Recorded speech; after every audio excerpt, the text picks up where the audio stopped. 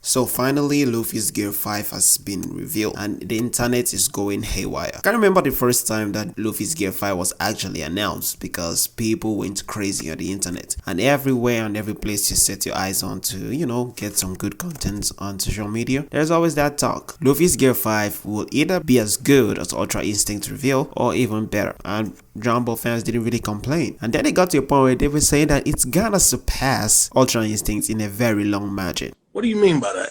That was a big blow to dragonball fans because they didn't take it lightly. In fact, it was now a troll and people were blasting each other on which will be much more iconic. And it's pretty much obvious because Luffy's Gear 5 is pretty much a big deal, and if you're a One Piece fan, I think this is the best moment of your life right here because its transformation is peak and the anime made it even better. So yeah, it's a pretty good time to be a One Piece fan. But let's get into the topic. What does it actually mean to break the internet? And when an anime is said to break the internet, what does it actually entail and what actually goes on within that period? Well, pretty much the only anime I've heard that have actually broken the internet before is pretty much the obvious.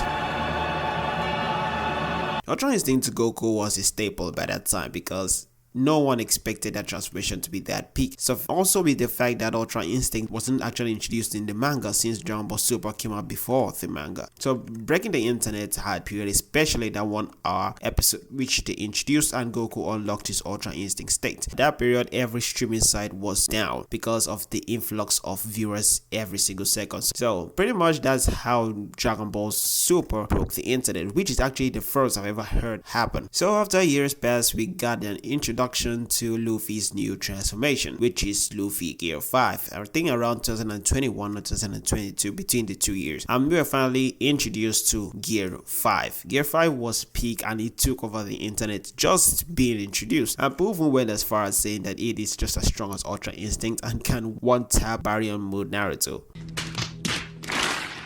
Stop the cap! And that one is debatable, but Ultra Instinct, nah. As Luffy Gear 5 actually surpassed Ultra Instinct, which was a much more impactful transformation. So putting this into retrospective, there's a very big difference between how Luffy Gear 5 was introduced and how Ultra Instinct was introduced. As I said before, Ultra Instinct was put in a staple, where because of the fact that it wasn't even introduced in manga because Dragon Ball Super came out before the manga, is what made it even much more phenomenal, because breaking the internet without any expectation is what really made that moment unique, because Dragon Ball didn't really advertise Ultra Instinct that much, except to constantly watch the series where Whis was constantly telling Goku about Ultra Instinct. But apart from that, people didn't really put a lot of money to it until when it was finally revealed. And Ultra Instinct was so good that it broke the internet for a very long period. Everyone was the age of their state, especially with Master Ultra Instinct in his final battle against Jiren. Everything that lived up to that moment was just peak. Now when you talk about Luffy's Gear 5, when Luffy's Gear 5 was first introduced, there were lots of controversies and people saying they don't normally like it because of the fact that it is cartoonish, which is actually dumb because people who say that are who don't even read manga, so they don't really understand what Luffy's Gear 5 was. So for us who actually like One Piece and have read the manga, can understand that yeah, Luffy's Gear 5 is much more dope than what we are saying, because you need some adjusting and understanding to understand what Luffy's Gear 5 is. It's pretty much Luffy breaking down all the limiters in his body and becoming full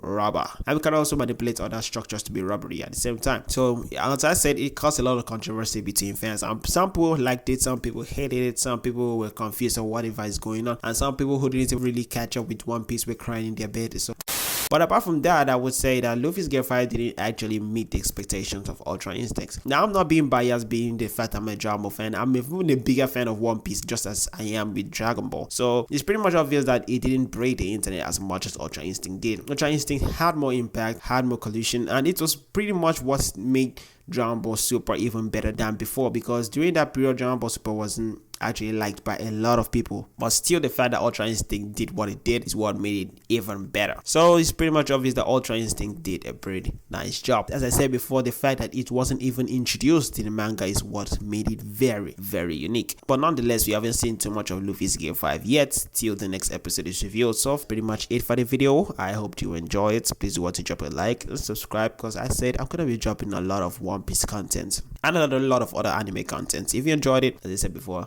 do want to like and subscribe. I know I've said that before. Drop a like. I just said shut the fuck up. Comment down below what you think. See you guys in the next video. Until then, peace.